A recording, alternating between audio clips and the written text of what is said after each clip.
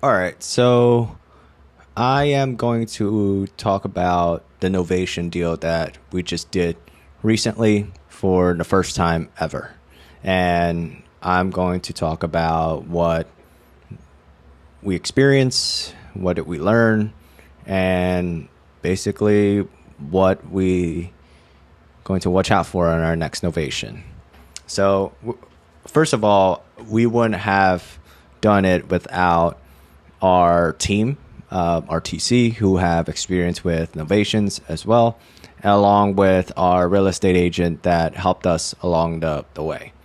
So how do we capture this lead, right? So this lead was from a text message. So we use Automize to send out our text message. That's automizecrm.com is a platform that I founded.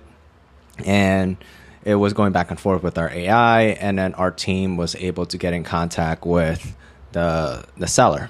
Now the seller wanted to move, and he was in a foreclosure, so that's why he wanted to sell, and we were able to help him out with that situation by using what it's called a third-party authorizations, where we reached out to the lender. And a third-party authorizations is basically, I'm going to say TPA. What a TPA is basically, you are given authority by in this instance, the seller, to have a conversations regarding their situations with the lender. In this instance, we talk about the mortgage, right, the payoff, and have entire conversations of what's going on and how much is the payoff. And we realized the payoff was about 185, and the seller wants to net about 100,000. So he was asking maybe 285 in the beginning. The properties were selling about 330, 350 maybe.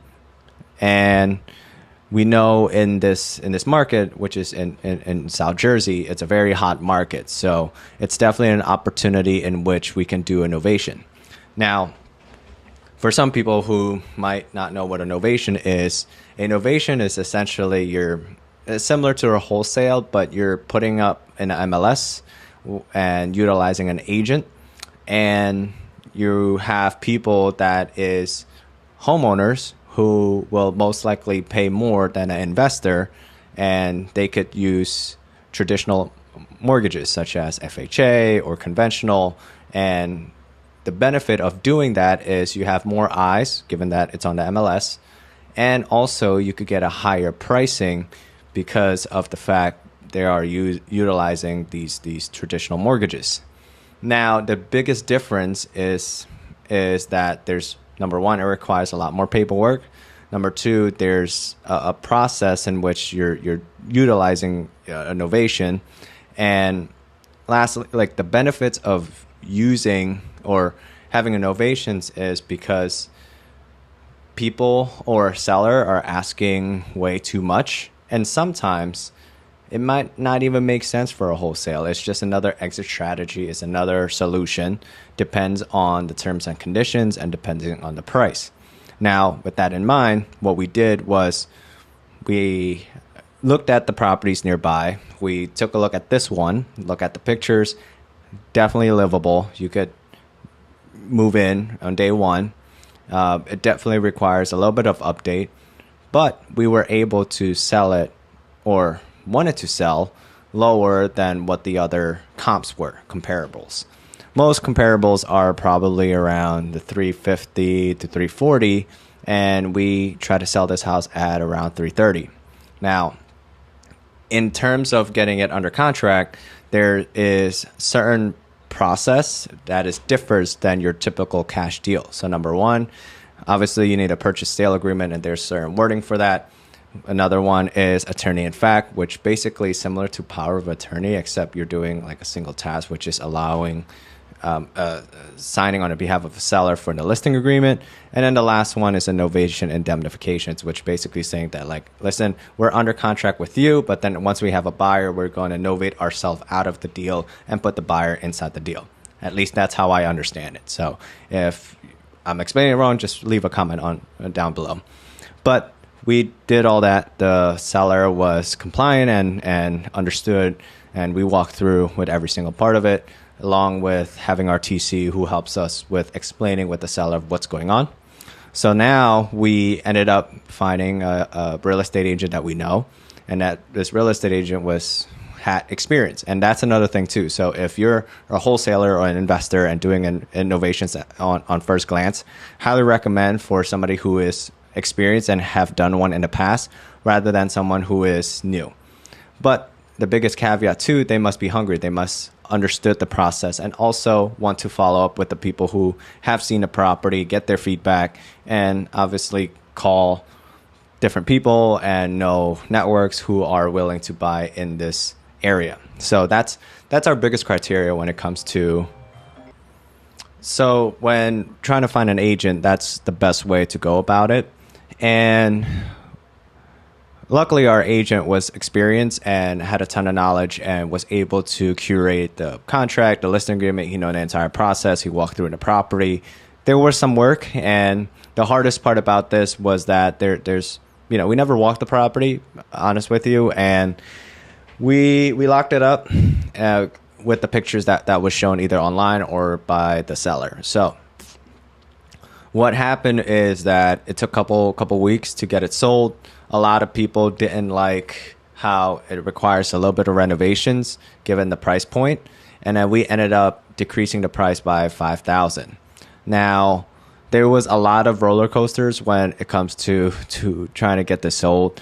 We had a lot of showings, like a lot of people showed up, and some people just walked it and then left without any thoughts. And that was frustrating because we didn't know the data that we were taken from. So was it the property? Was it the price? Was it, what was the factor that make them not want to buy the property? So that's really important when you're doing innovations. Get as much feedback as possible.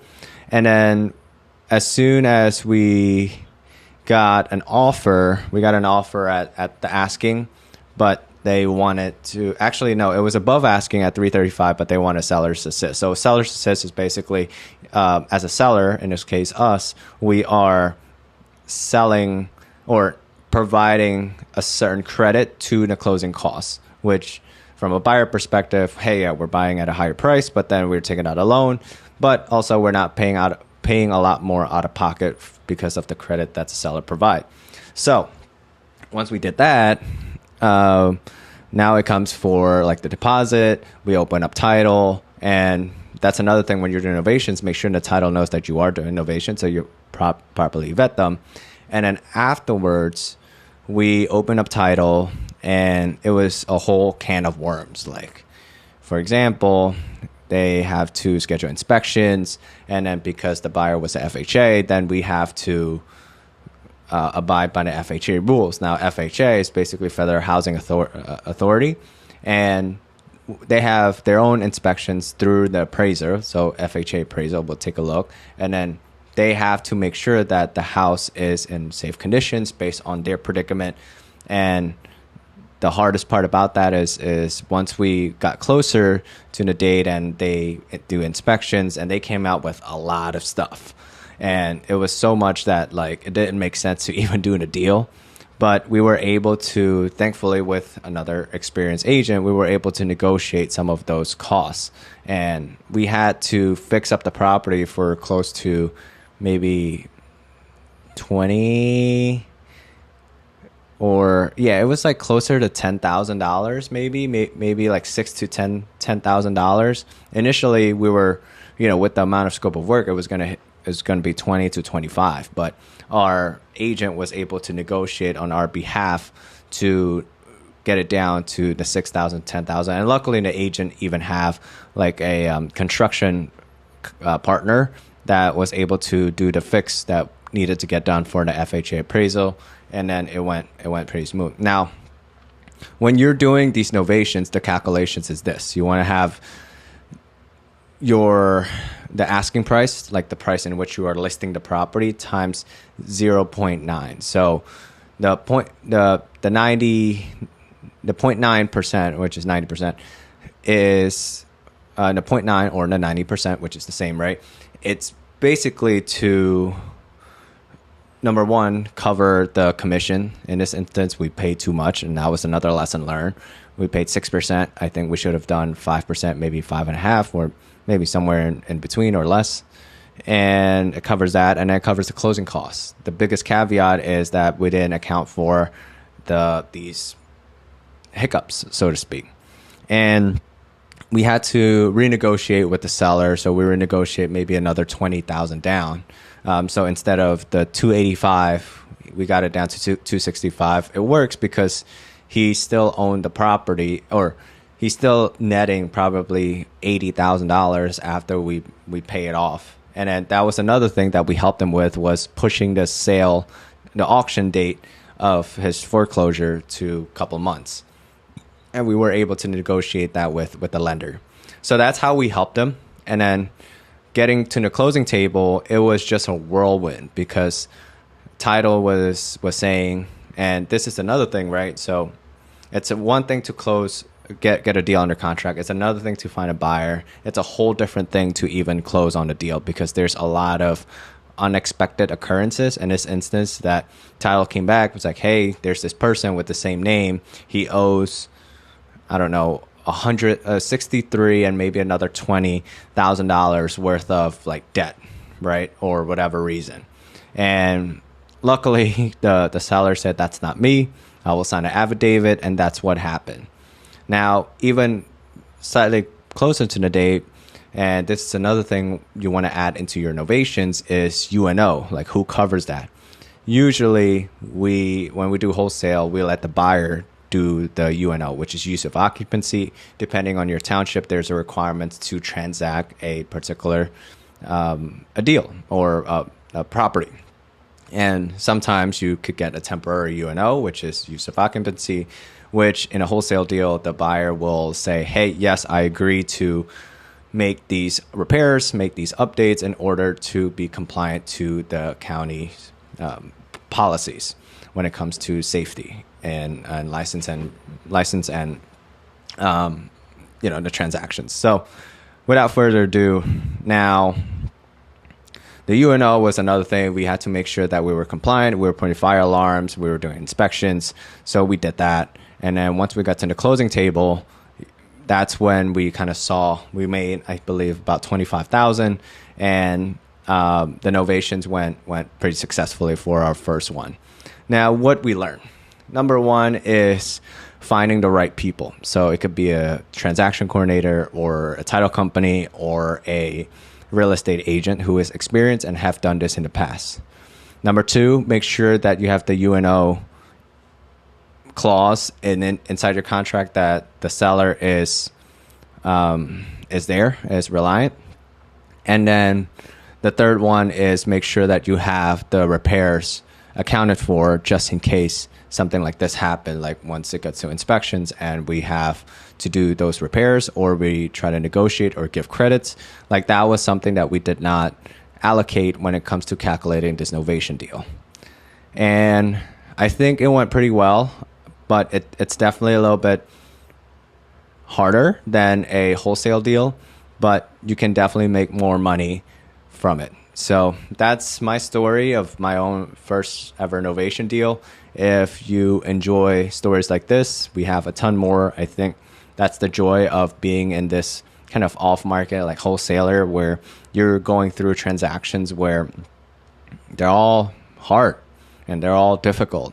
And when you solve these problems, whether that's for the sellers, whether that's just going through every transactions of the third parties that you're dealing with, I mean, you learn a ton and you have a ton of stories. But that's the exciting part. It's like you will